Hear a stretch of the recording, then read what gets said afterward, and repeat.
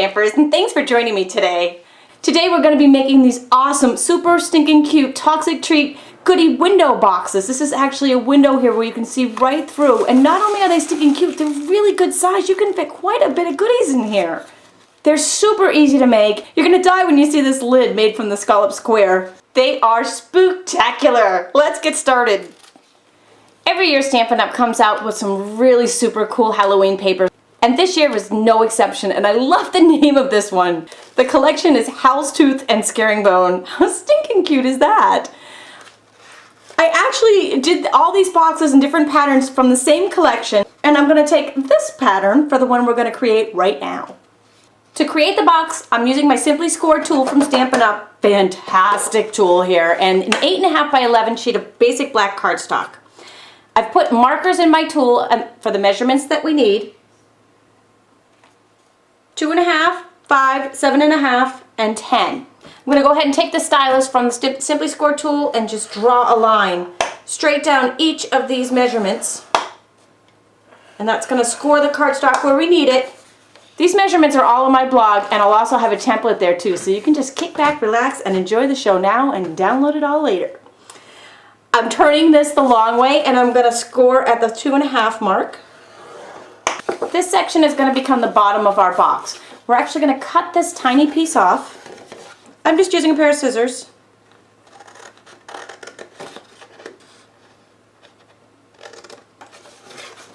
And then we're going to cut up to the score line.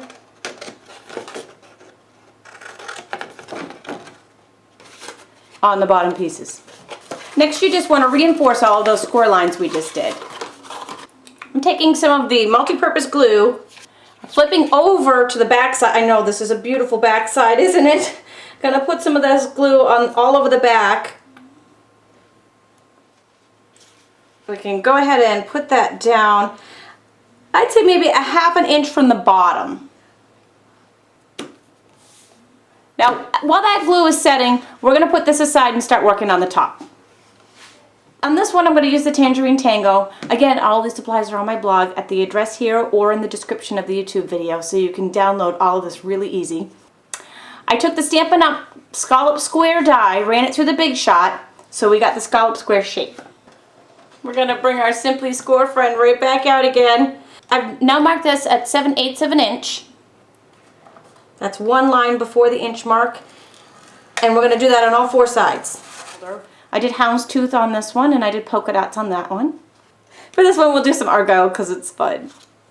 Just go ahead and put that in the folder. It may hang off the edge a tiny little fraction, but it's okay. You're really not going to notice that. Sandwich your folder between 2 cutting pads. Place it on tab 1 of the multi-purpose cutting platform and crank it through your Big Shot. And then when you open it up, you have that really fun texture. I love impressions folder. They make a good impression. I'm just reinforcing the score lines that I made. The argyle is a little bit busier of a pattern, so it did flatten my score line out a little bit.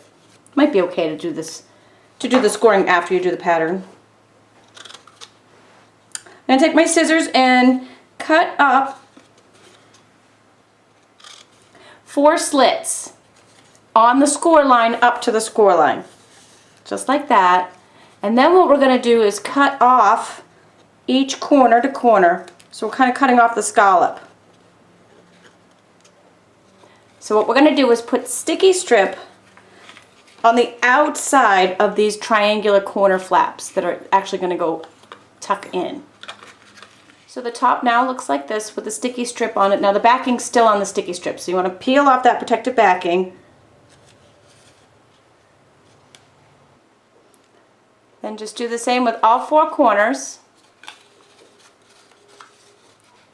I mean, really, it really was so super easy to make that, and just very, very sharp. Speaking of our box, by now our glue should be set, and we're just going to reinforce those original score lines that we made on that black, now that we've added the designer paper to it. Now we need to make our window, and we can use either of these 2 panels. I'm using the Stampin' Up! Framelit dies. I love these. This is the Label Collection, second from the smallest. I'm folding the bottom edges up in order for it to fit through. Now this part might be a little hard to see on the video. I'm going to line up, see the score lines are right here. I'm lining this framelit up in the center.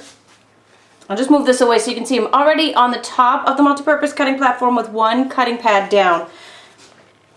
Once I get that lined up, I'm going to put the second cutting pad on top and crank our sandwich through the Big Shot machine. And then when we take it apart, now we have our window. Now I'm going to show you what else it did. In order to fit this through, we had to fold up the bottom, and it also cut a little bit of one of the bottom flaps, but really these are just folding on top of each other, so it doesn't matter. You can leave it like that, or if it bothers you, you can take your scissors and just snip that right off. No one's going to see it because they're going to fold right in when we're done. Next up, we're going to do a little stamping. This is a brand new stamp set from Stampin' Up! In our holiday catalog in 2012. It's called Toxic Treats. It's a heck of a lot of fun for Halloween, and definitely super, super cute on this treat bag. We're using the witch and the trick-or-treat words, and I'm using clear mount today, but it also comes in wood. Using some Stays On permanent black ink. Gonna ink up that image real good, and it's really probably hard to see on the video, but I have a Stampin' Up! Window sheet right here.